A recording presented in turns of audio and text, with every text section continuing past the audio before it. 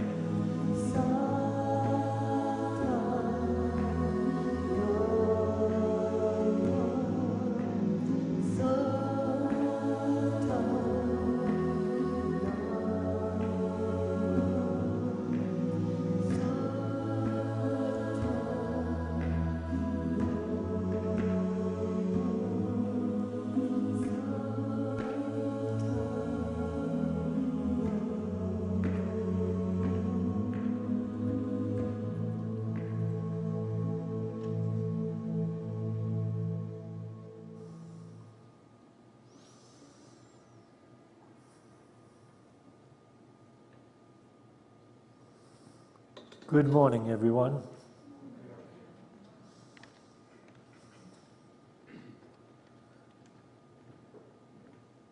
A medical researcher received a grant to study the hypothesis that stress causes ulcers. And his laboratory ordered for him 5 dogs to experiment with. After 2 weeks, he gave the dogs back because he could not figure out a way to stress a dog.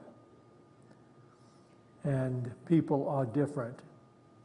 People are stressed out all over the place. And as researchers continue to study, they're coming more and more into the understanding that spiritual masters down through the ages have understood, which is that stress is mind-made and self-imposed. Even though people suffer from stress all over the place, it is mind-made and self-imposed. I'll be exploring this a little bit this morning with you. In my late teens, I took a job with a company named Yardleys of London. Maybe some of you women are familiar with it. Yardleys of London manufactured makeup, hand lotion, eye makeup, perfume, all kinds of different soaps and hairspray and deodorant and cologne. And this company that I went to work for had a shipping area where they had 4 packers, 4 guys that packed boxes of the products that had to be shipped out to the different stores in the country that had ordered the Yardley products. Beside each packer on this line of packing, there was a huge container on wheels with several shelves filled with the Yardley products. And beside the packers, there is a stack of cardboard boxes of different sizes.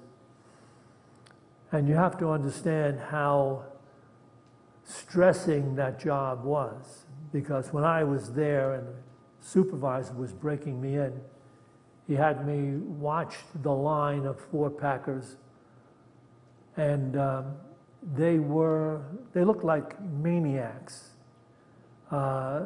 sweating and trying to get these boxes packed as fast as they could, because in fact it was a time clock situation in that company.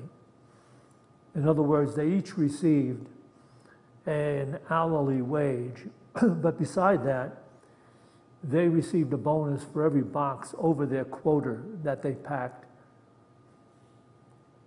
So they were just going as fast as they can to do this. And you can imagine that it was not an easy job, because with all the different items that a store could order from Yardley's, they were all packaged different sizes, different shapes. And with the packaging and with this big bin full of Yardley products, there were these cardboard wedges and things like that that you used to secure the items in the box so that they wouldn't be loose or smack into each other in transit and break. They didn't have styrofoam back then. I don't know, maybe they did, but they used cardboard and little rubber things that you used to tighten up your box of packages. So these guys are flying away, and the supervisor asked me, which one of these guys do you think is the biggest earner? It was hard to tell. I mean, they looked like they were just frantic. So I couldn't tell who would get as many boxes packed more than the others. But one guy on the line, I said, that guy there seems like he's not going as fast as the others. He looks like he's going slow, and he's not even sweating.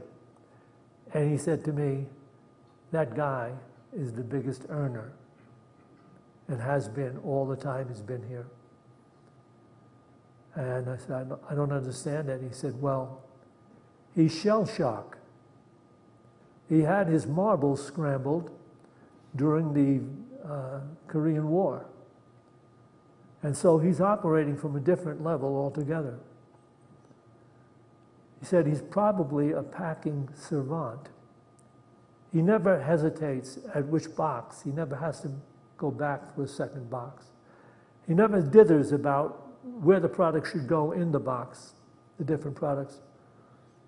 He never does. He just goes straight to it in his own orderly manner, as though he's packed the same box every day, but he hasn't, because every box is different, the orders are different. So it was rather amazing to watch this, and it turned out that this guy said, this guy has never had a box returned in the 2 years that he's been here. Well, you see, what would happen is once they packed their boxes and sealed it, they'd put it on the conveyor, and the conveyor would go down toward the loading area where it either went on a truck or a train. But before it did, there's a guy down there that would take the box and shake it. If he heard anything inside that box would go on another conveyor and go back up to the shipping department where it would have to be repacked. And you can imagine the stress and the consternation if you had to repack a box because you're working against the clock. And so it just was like that. And that was my first experience in understanding the power of the mind. This guy, I talked to him, they had 2 mandatory breaks, 2 mandatory 20-minute breaks, and a half-hour break for lunch. You had to take it, by the way. You couldn't be packing.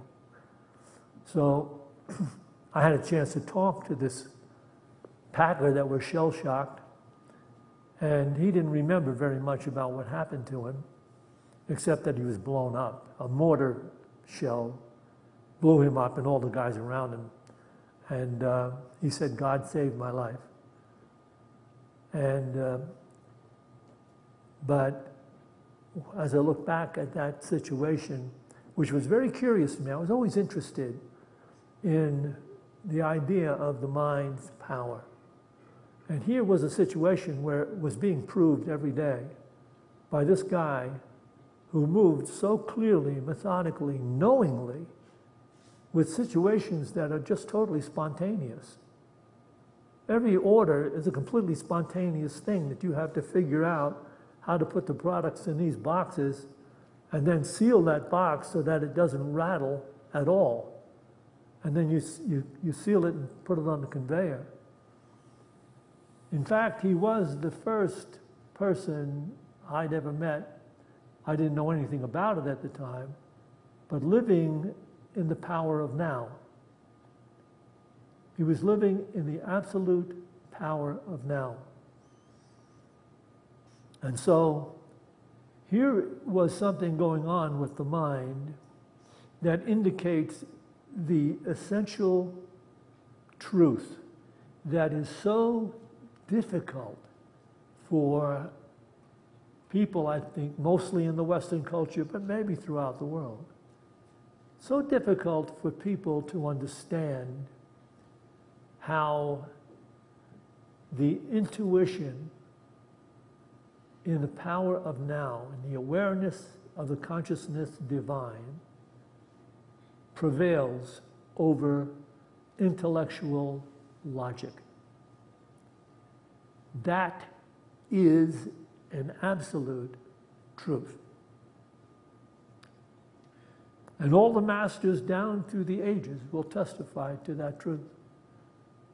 Intuition prevails in getting things accomplished in a meaningful, harmonious way over any of the book learning, logic, computers that people use to try to figure out how to get things done in an efficient manner. In the highest state of awareness, that God-conscious state, one is operating from a perspective from the all-knowing consciousness of God, which is creation ongoing, not the creator who created this separate creation and is somehow or other, in some people's minds, watching over it to make sure we do the right thing. It's the creator in operation. The creator is life, and it can become life truly worth living as each person or any person aligns his or her awareness with that consciousness. So you have heard me give lots of examples about divine awareness, which is, again, the intuition. I told you about beating the chess champion in New York City. Well, he was second place junior chess champion. And I wasn't even playing the game. I wasn't even there. It just was taking place through me. And I've had so many different intuitive things occur throughout the years and years that I've been involved in ministry, and I've spoken about them quite often. But to me, the most profound idea of this intuitive or divine consciousness performing came to me through Edgar Cayce's work. Edgar Cayce, in my opinion, was the most amazing, second most amazing human being that ever walked on this planet. I know you can talk about your superstar evangelists and would-be psychics and everything. Nobody comes close to do what Cayce did under the expression of the legal society, the medical society overlooking what he did and walking away, shaking their heads because they could not debunk him. All right, so he was an extraordinary person, and what he was capable of doing was laying aside his conscious mind. His trance state was one in which he laid aside the conscious mind, and what came through him was what was referred to as source. And you could say source is God, or you can say source is the higher level of vibratory awareness. You can call source whatever you want, but it is an extraordinary, omnipresent intelligence. And that was that intelligence that came through Cayce, who also spoke about intuition being the key to mankind's arrival in that higher state that is referred to as heaven. That it is the intuition that ultimately will prevail to alleviate the many problems and suffering that humanity faces. So that's really what I'm talking about today, and I want to share with you the Master Eckhart Tolle speaking to this idea. Can we have this first PowerPoint? This is from Stillness Speaks on page 13, paragraph 2. In you, as in each human being, there is a dimension of consciousness far deeper than thought. It is the very essence of who you are. We may call it presence, awareness, the unconditioned consciousness. In the ancient teachings, it is the Christ within, or your Buddha nature. So he's saying the God nature, which is our core nature. But we have, as a race, slipped away from our alignment with that.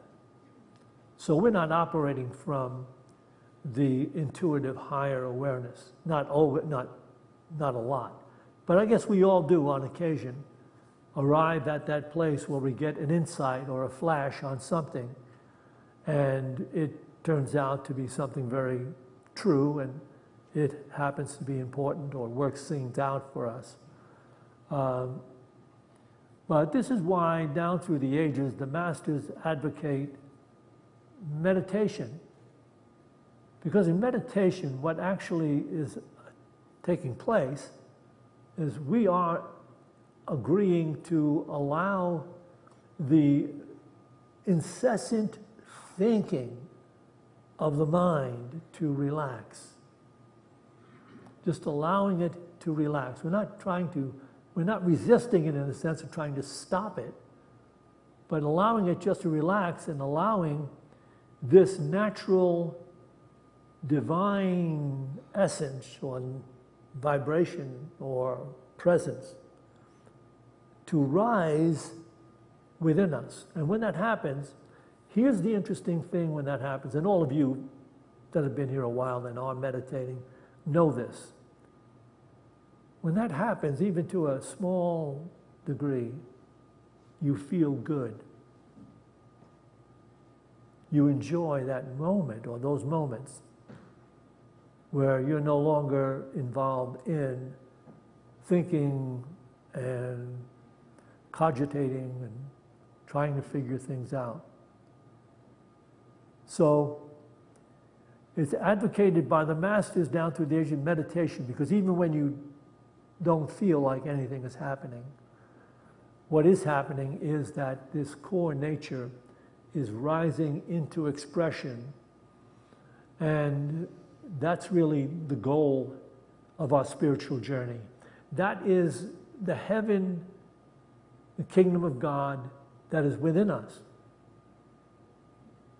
And that's what we are opening ourselves to on this spiritual journey.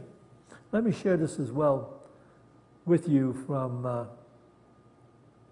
this is the Master Emerson. This is from the book, The Gospel of Emerson, page 43, paragraphs 1 and 2. This inquiry, it should be this, he's made an inquiry into what really is the most necessary thing for people to do. This inquiry leads us to that source, at once the essence of genius, of virtue, and of life, which we call wisdom or instinct. We denote this primary wisdom as intuition, whilst all later teachings are tuitions. In that deep force, the last fact behind which analysis cannot go, and that word should be beyond which analysis cannot go, all things find their common origin. There is one great source of all, special manifestations of spirit. This spirit is self-renewed in each one who will listen to wisdom from within, intuitions, and can go out from the receiver to help the world, tuitions, made clearly by exactly fitting words. This shows the real self on which men shall rely. Again, he's a believer. Emerson's, you read his stuff, he's a believer in the evolution of humanity, that in order for it to arrive in that higher destiny will ultimately come into the intuitive consciousness. And you will, in the beginning, call that psychic or telepathic consciousness, because it is so keenly one with the one intelligence that is present in every moment, in every person, in every place. So he's referring to this intuition. I have seen and experienced extraordinary things take place, especially, I remember one day I have a hunting knife, and the top of it has a screw on it, and you can unscrew it, and you can put matches in there, stick matches, if you're going on a hike, or you can put other things in there that you want to take on a hike, and you screw the top closed. It's a dark black knife with this handle. I lost the top to that while hiking through the woods around my house. I mean, I'm up there hiking and I lost it. And I had Tyler come over, and he was with me, and I used to take him when he was younger to go on adventures outside my house and to do climbing things together and stuff like that. And I said to him, you know, I lost the top to my knife. And I said it jokingly, so make sure you find it. There's no way in creation that he would, in those woods where I go spontaneously wherever we go, that he would find it. I'm going to blow your mind now. I'm going to blow your mind. This is true. I don't come here share with you things that didn't happen. He finds the top to that knife in the woods. Now you say, oh my God, that's like pretty extraordinary. Try this. I lost the top again in the woods months later. And when I had Tyler come up, we went for our hike and we did our climbing, he found that top again.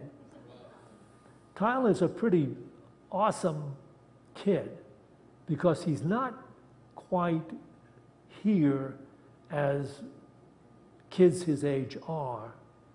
He is kind of like, he has an affinity with animals, all kinds of creatures. If you're with him, creatures will come to him. Birds will fly and land on him.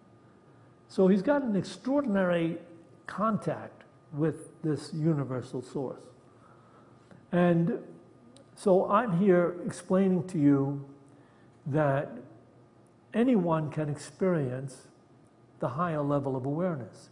And the wonderful part about it is that just in touching on it in meditation, you feel good.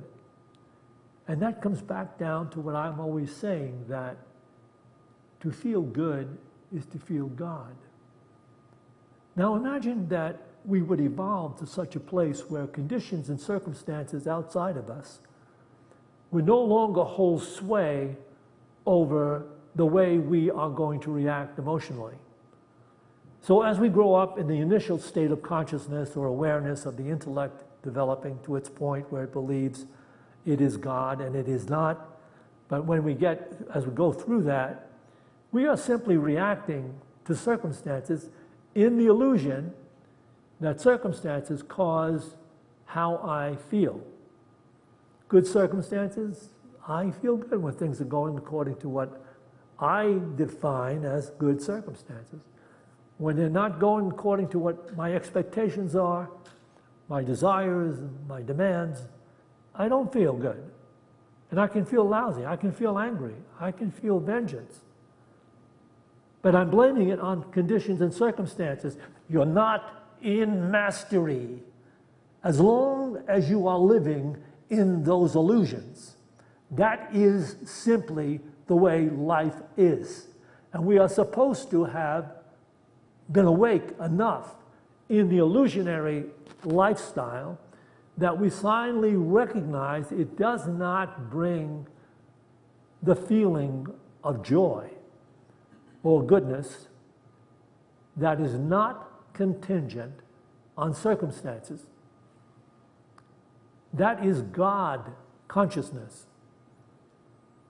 So that one who is practicing introspection, meditation,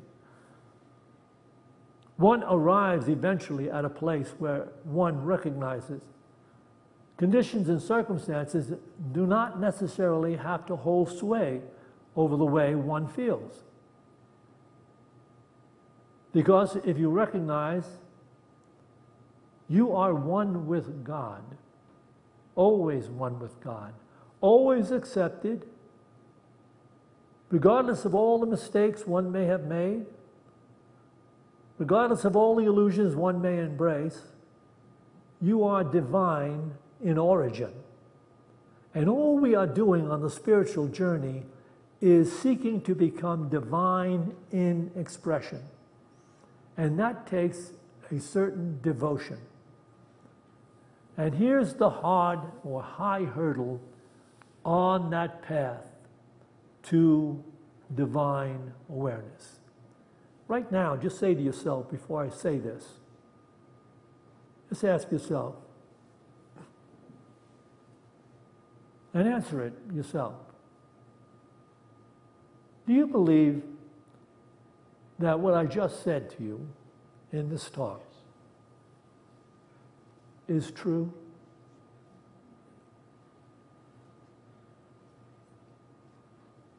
Now I say that the highest hurdle on the path to the enlightened state of consciousness is humility. It is a very hard thing to do. It requires faith to begin to step out away from the ego-centered definition of knowledge, which is intellectual, logically. It's hard to step away from logic in such a manner as to be free of the concerns that logic provides. Reasoning from a world-thinking standpoint brings about fear, worry, and concern. But if you enter into your divine estate and you know your soul awareness, your eternal soul consciousness, then you are free of being tossed to and fro by every changing tide of circumstance. It is, in a sense, you have mastered the initial state of consciousness, which is ego-centered, illusionary ideas of life.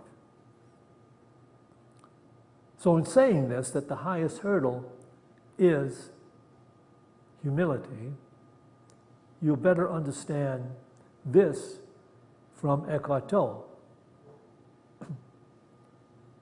This is again, Stillness Speaks on page 23. Become at ease with the state of not knowing. This takes you beyond mind because the mind is always trying to conclude and interpret. It is afraid of not knowing.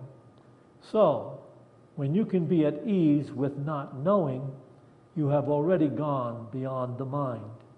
A deeper knowing that is conceptual then arises out of that state.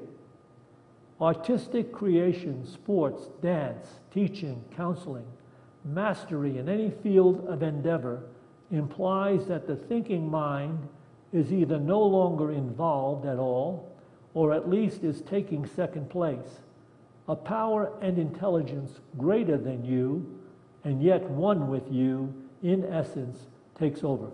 Can we take this back again, please? Become at ease with the state of not knowing. This takes you beyond mind because the mind is always trying to conclude and interpret. It is afraid of not knowing. So when you can be at ease with not knowing, you have already gone beyond the mind. A deeper knowing that is non-conceptual then arises out of that state. Artistic creation, sports, dance, teaching, counseling, mastery in any field of endeavor implies that the thinking mind is either no longer involved at all, or at least is taking second place. a power and intelligence greater than you and yet one with you, in essence, takes over. So there's the high hurdle on the journey. It can only be gotten over through spiritual practice, meditation. Very quickly, I'm just going to run this down because I spoke about Edgar Cayce, and he's giving this. I mean, he is an amazing master. If you want to read about phenomena, read one of the books about Edgar Cayce. There is a River, an American prophet. Anyway, this comes from the Edgar Cayce readings. Intuitive forces are developed more by the introspective activities of a conscious mind. Hence, the ability of those of any cult or any group of people who, by constant introspection, through entering into the silence, are able to bring to the surface the activities of the entity as a whole. The more and more each is impelled by that which is intuitive or relying upon the soul force within, the greater, the further, the deeper, the broader, the more constructive may be the result. Okay. So instead of talking about it, we're going to participate in it, meditation. And just the inclination to want to meditate is something that is going to improve our ability to understand life as it evolves. So let's take a couple of deep breaths. And as you release the breath, see if you can bring yourself to feeling okay, just as you are. Because it's only what I said in the beginning, stress is self-imposed. It's a mental construct about what took place in the past or what you're concerned about in the future. And it's always about concern, concern, concern. So now just feel okay. Not knowing, not wanting, not fearing, not grasping, allowing, just allowing this moment to be what it is. While we listen to the tone of this crystal bowl.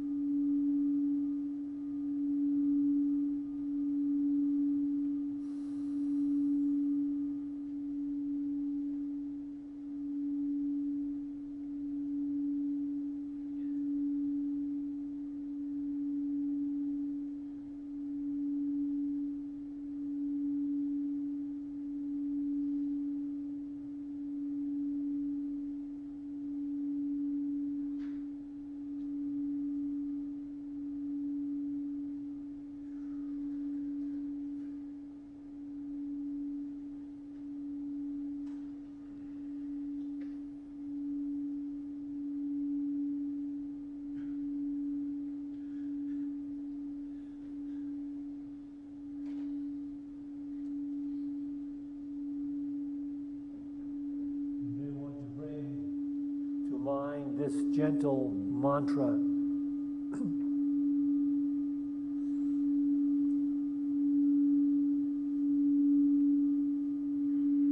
I accept each here and now moment,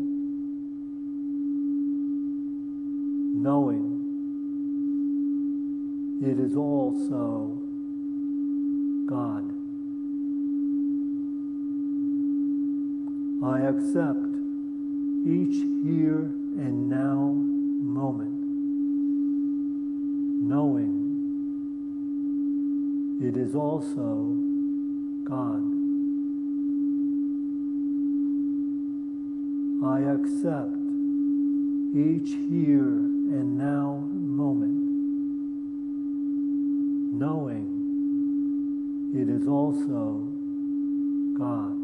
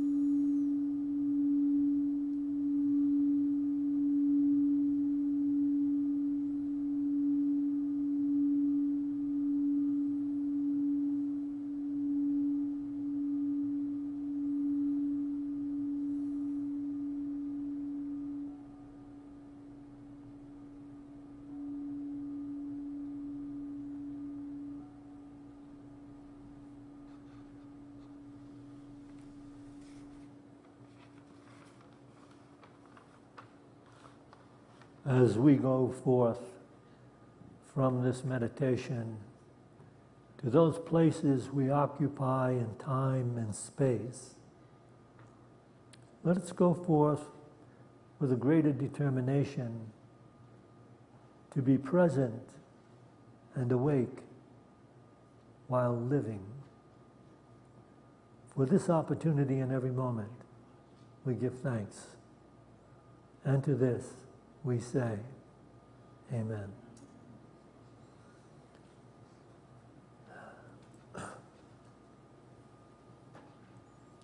We will take an offering for unity now. And as we're preparing to do this, I'm going to remind you that we have our group discussion in Fellowship Hall. We also have refreshments in there. I think they're going to be in there at this first service. The refreshments will not be in there in the second service. Look at that.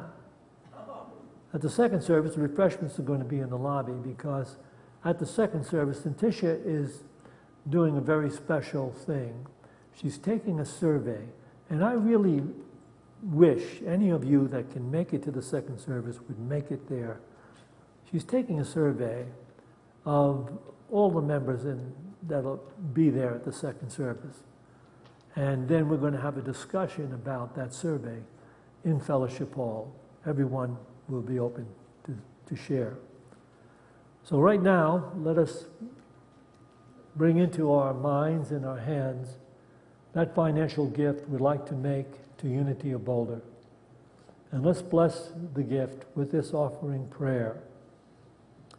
Divine love, through me, blesses and multiplies all that I have, all that I give, and all that I receive, because I give.